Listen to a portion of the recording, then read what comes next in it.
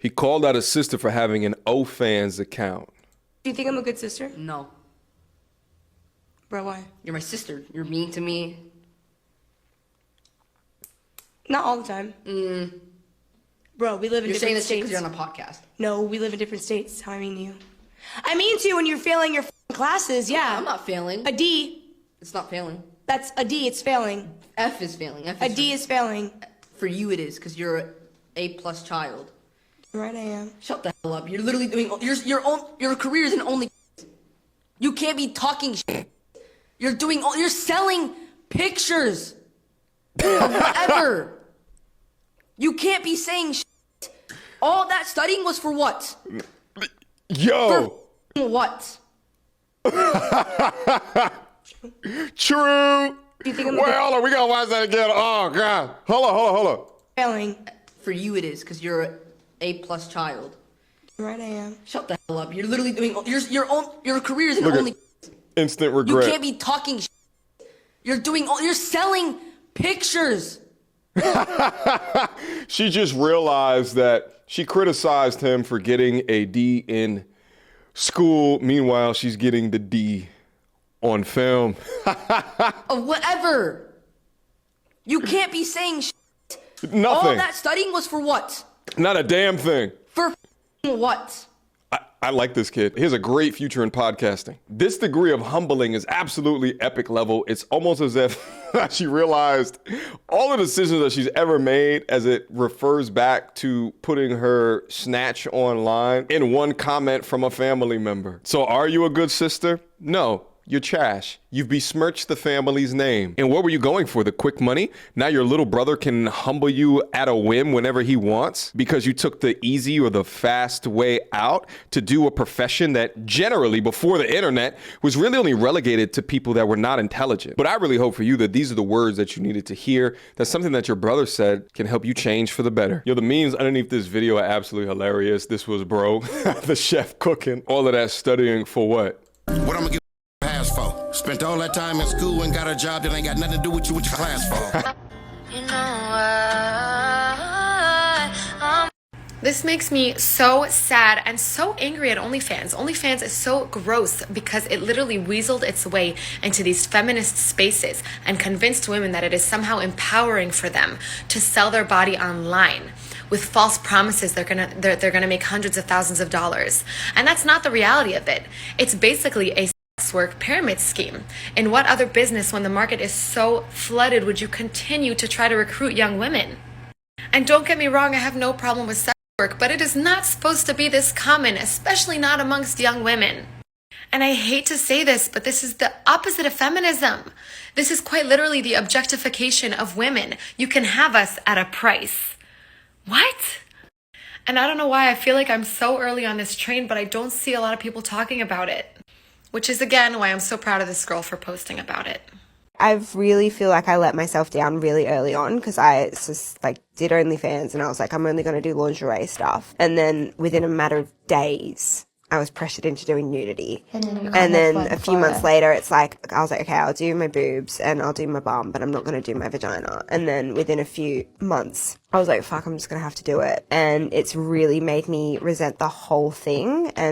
But I'm sort of trapped, having to do it. People do get pressured to do more and most people, they do take a few steps further than they were initially comfortable with. Yeah, I'm trapped in doing OnlyFans because there's nothing, I don't have a plan. People think, oh yeah, I'm going to do OnlyFans, I'm going to flash my tits and then things are going to be great. It's no, there's actually real struggles behind it, mentally and physically. Yeah. And I think it's really good that you're speaking out because I think it resonates. I agree. It is good money, but it's not easy. It comes with a lot of pressure. It comes with a lot of pressure. It's a huge price. Yeah.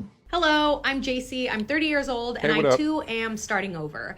I was in an 8-year-long relationship where we had a house, a dog, a white picket fence, but I decided that I didn't want to get married and have kids, so I left that relationship and moved back in with my parents. I was also working a corporate job, 40 hours a week, a nice salaried position, but I decided that I didn't want to work behind a computer for the rest of my life. So I moved to Los Angeles and now I scoop ice cream for a living. I'm also pursuing social media on the side, but I'm a 30-year-old ice cream scooper. I've had failed relationships. I struggle with my finances because I work a minimum wage job. We're going to have to rebrand Peter Pan syndrome for men and give a name for women. I think I like Tinkerbell syndrome. She's definitely exhibiting those facets. Gentlemen, understand me. You can never make a woman happy unless she makes herself happy first. Giving up a salaried position to become an ice cream scooper at the age of 30 is nasty work. But maybe I'm missing something. Let's continue. And it does get lonely sometimes, especially feeling like you're behind in life, seeing your friends get married, have kids, and progressing in their careers. But I personally have never felt more fulfilled than by starting over, because I get to wake up and feel passionate about what I do every single day. Yeah, this is just the cope that she's telling herself because of the choices that she's now made within life.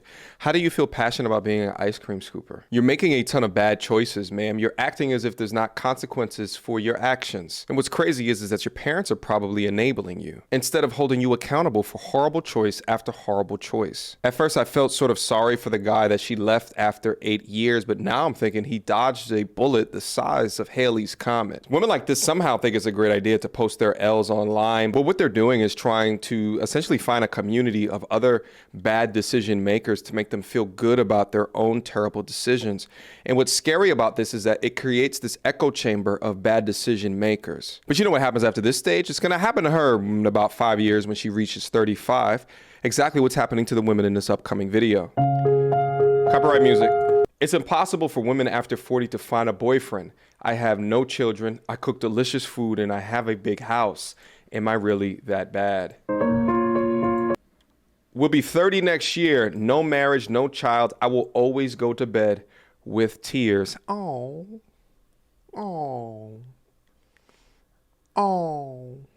Am turning 39. Not married, no child, not in a serious relationship. I'm hopeless. Please, please help me, God. All these strong and independent women on here. What's going on? At the age of 39, still single, no child, no house, no car. Dear Lord. I wonder how many of these women were posting videos just like the previous young woman, as if the consequences for their decisions are not real, but they are real when you hit that wall. I was enough. I miss my dad. If my mom passes, I'd be an orphan. Divorce sucks. I'm officially the old aunt. My son is grown. Half my life is over. It's so crazy to me that they post all of these crying videos like this. Like, this is really embarrassing work. What's so interesting about these videos, because none of these women were like hideous or anything like that, is if you look into their DMs, I bet you there's it's men down up in there that's in the friend zone. But instead of opening your heart to some of these men that society has deemed as average, you're sitting here and crying on the internet. You should have realistic standards and you should have made better decisions so that you would not have ended up this way. But see, that's how men typically handle situations like this. We're a lot more solution oriented. Meanwhile, all of your girls in your echo chambers will gather you all around and say, there's nothing wrong with you. You're beautiful inside and out. Just manifest. Take Sierra's prayer and pray so you can manifest a man that'll meet all of your delusional expectations.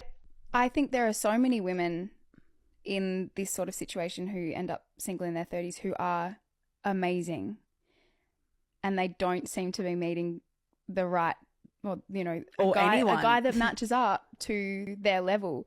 But I think there's something to be said about the fact that when you are in your 30s and you have your own success and you've built your own life and you're independent, you don't need someone. So they have to be really, really special for you to want to actually invest your time in them. 4 ways to stop worrying about being 30 and single. Number 1, realize that you are in your prime. Like your sexual prime, your career prime, all of the primes, you're in it right now. So maybe you don't have a partner, but you have everything else going for you. Number 2, understand that a lot of your friends are gonna be getting divorced in the next few years, and a lot of people you don't know. So the pool of people to meet is gonna be like big again, and there's gonna be a lot of suitors. Number 3, unlike people who chose partners in their early 20s or even late 20s, you're choosing the person that you know for a fact is good for you because you know yourself by now. And number 4, and my personal favorite, you get to learn from a lot of other people's mistakes and hear about their issues while you don't have any. Irrespective of all the decisions you have made throughout your life to make you unmarriageable. Questions, comments, concerns. Y'all already know what to do. MediocreTourismReviews@gmail.com. It's a sad world that we live in today, that men are not only ignored, they are not prioritized, but then also the modern women of today have been convinced at an early age that we don't matter, that we're not important, that you could just leave an 8-year relationship, go back home with your parents and just start anew because you can. Meanwhile, the options that you have at 23 are not the same options that you're going to have at 33. So the grass is not always greener on the other side, but you've been tricked, and it's sad to see. Until next time, YouTube. Peace!